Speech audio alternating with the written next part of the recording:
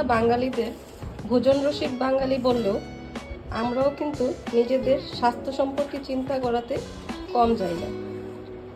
বাকিদের কথা তো বলতে পারি না, তবে বাপু আমি কিন্তু সপ্তাহে অন্তত পক্ষে 3 দিন কোনো না কোনো রকমের শাক নিজের মেনুতে রাখার চেষ্টা করি। আজকে আমি যে শাকটা রান্না করব সেটা হলো ঢেঁকির শাক।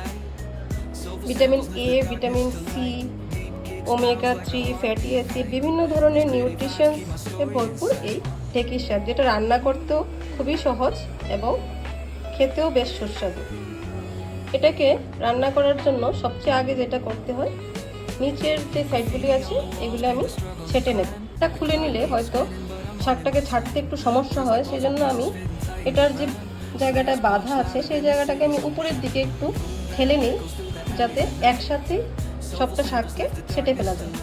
দেখুন, জাস্ট একবার কাটার পরই সবটা শাক ছাটা হয়ে গেছে। সেম চাইলে আর একটু নিচের জায়গাটাও রাখা যায়, কিন্তু যেহেতু প্রচুর শাকই আছে আর উপরের জায়গাটা বেশি সফট হয়, সেজন্য আমি অনেকটা বেশি ছেটে নিয়েছি।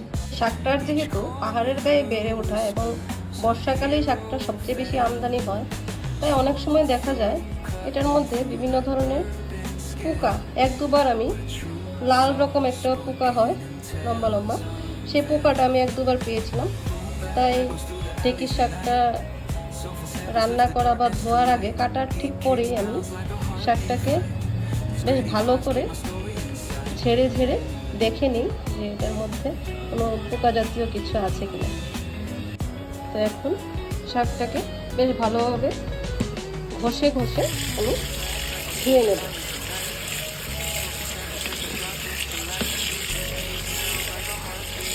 ধুয়ে আমি জল ছাড়িয়ে নিয়েছি।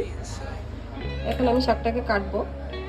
আজকে আমি শাকটা রান্না করব আলু দিয়ে। এমনিতে এটাকে শিমের বিচি বা কাঁঠালের বিচি দিয়েও রান্না করা যায়, আমি আজকে আলু দিয়ে রান্না করব। আগে থেকেই আমি ছোট ছোট করে আলু কেটে রেখেছি। রান্নায় কিন্তু সবচেয়ে ইম্পর্টেন্ট পার্ট যেটা, সেটা হলো সবজি কিভাবে কাটা হবে সেটা।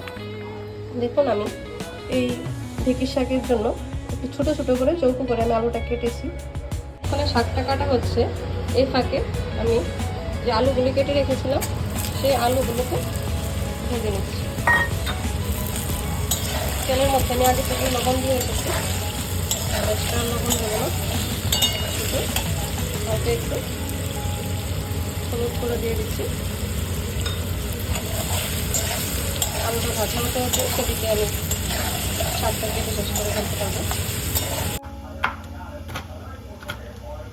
শাকগুলিকে আমি ছোট ছোট করে কাটার চেষ্টা করছি।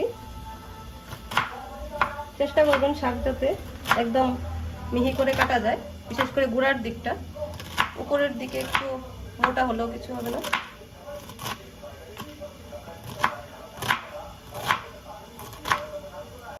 যতটা মিহি করে কাটবেন শাকটা তত রান্না করলে সুন্দর হবে, খেতেও ভালো লাগবে। এই যে দেখুন, আমার শাক কাটা শেষ হয়ে গেছে। এই যে শাকগুলি কতটা মিহি হয়েছে।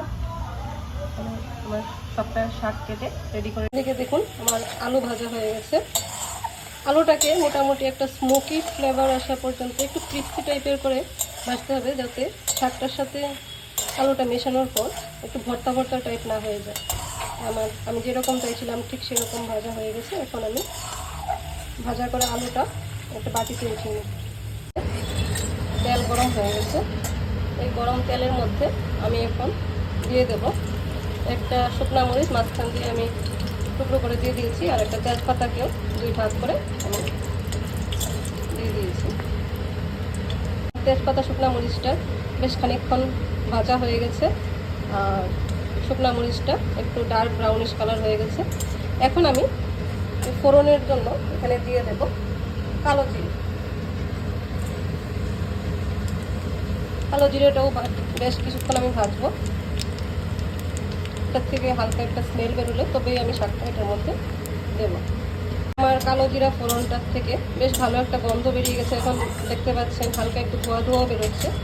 এই পর্যায়ে আমি এখানে যে শাকটা কেটে রেডি করে রেখেছিলাম সেই শাকটা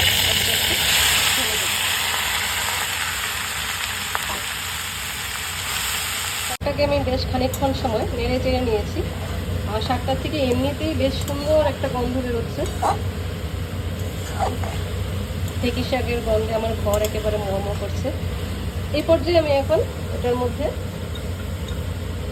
একটু হলদি আর স্বাদ মতো লবণ অ্যাড করে দিচ্ছি। লবণ হলদিটা অ্যাড করার পর আবার ভালোভাবে একটু নেড়ে চেড়ে নেব। আর নাড়ার পর আমি গ্যাসটাকে সম্পূর্ণ লো ফ্লেমে রেখে মোটামুটি 5-7 মিনিট শাকটাকে সেদ্ধ হওয়ার জন্য ছেড়ে দেবো। আমি লবণ হলদিটাকেও মিক্স করে নিয়েছি। এখন শাকটাকে ঢাকা দিয়ে দিই। 5-7 মিনিট ঢাকা দিয়ে রাখার পর শাকটা কিন্তু একেবারেই সেদ্ধ হয়ে গেছে। দেখুন শাকটার থেকে অনেকটা জল বেরিয়েছিল আর শাক পরিমাণে অনেক কমে গেছে। তো এখন আর আমি শাকটাকে সিদ্ধ করব না, ফ্লেমটাকে এখন মিডিয়াম করে দেব যাতে শাকটা ভালোভাবে ভাজা হয়। আর শাক যেহেতু সিদ্ধ হয়ে গেছে, এখন আমি এটার মধ্যে চিড়ে রাখা মরিচ অ্যাড করে দেবো। কাঁচা মরিচ অ্যাড করছি। আগে যদি আমি এগুলো অ্যাড করতাম তাহলে মরিচটা সিদ্ধ হওয়ার সাথে সাথে একদম শাকের সাথে মিশে যেত। এখন এটা অ্যাড করার পর এটাকে পাওয়া যাবে। আমি মাত্র 3টা মরিচ ইউজ করেছি। আপনারা যদি বেশি ঝাল খান তবে বেশি মরিচ ইউজ করতে পারেন। আমরা একেবারেই ঝাল খাই না বললেই চলে, সেই জন্য 3টা মরিচ অ্যাড করলাম। এখন কিছুক্ষণের মধ্যেই শাকটা ভাজা হয়ে যাবে। শাক কিন্তু মোটামুটি ভাজা হয়ে গেছে। দেখুন আওয়াজ করছি আর ভাজাটা বেশ হয়ে গেছে বললেই চলে। জাস্ট ভাজাটা কমপ্লিট হওয়ার একটু আগে আমি আগে থেকে যে আলুগুলি ভেজে রেখেছিলাম আলুগুলি মিক্স করে দিচ্ছি। আলু মিক্স করা হয়ে গেছে। শাক রান্নাও প্রায় শেষ পর্যায়ে চলে এসছে।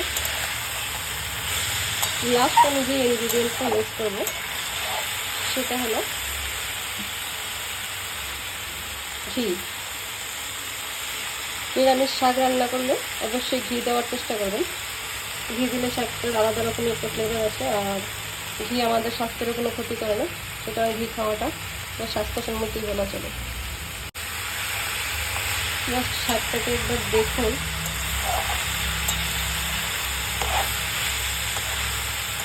আলুটার সাথে মিশে শাকটা রান্না হওয়ার পর কি লোভনীয় একটা কালার এসছে। গন্ধ প্লাস দেখতে যদি খাবারটা সুন্দর হয় না, তখন আগে থেকে খাওয়ার জন্য যেমন মনটা একেবারে পাগল পাগল হয়ে যায়। তা আমার তো এক্ষুনি খেয়ে ফেলার ইচ্ছা করছে, কিন্তু এখন খাওয়া যাবে না। শাকটাকে একটু ঠান্ডা হতে দেবো, তারপর নামিয়ে খাবো। এখন একটু কড়াইতে থাক, গ্যাসের ফ্লেমটা অফ করে দিচ্ছি। কিছুক্ষণ ঢাকা দিয়ে রাখার পর শাকটা আরও একটু ভালোভাবে সিদ্ধ হয়ে গেছে। এখন আমি এটাকে বাটিতে নামিয়ে নেব। এই যে দেখুন, ভিটামিন মিনারেলসে সমৃদ্ধ একটা সুস্বাদু উপাদেয় পদ একেবারে রেডি। যারা ঢেঁকির শাক খান ওদেরকে বলবো এই রেসিপিটা ট্রাই করে দেখুন, ভালো লাগবে। আর যারা ঢেঁকির শাক একেবারেই পছন্দ করেন না ওদেরকে একবার এইভাবে ঢেঁকির শাক রান্না করে দিয়ে দেখুন। গরম ভাতের সাথে এরকম ঢেঁকির শাক দেওয়ার পর ভাতের থালা একেবারে চেটে ফুটে খাবে বলে।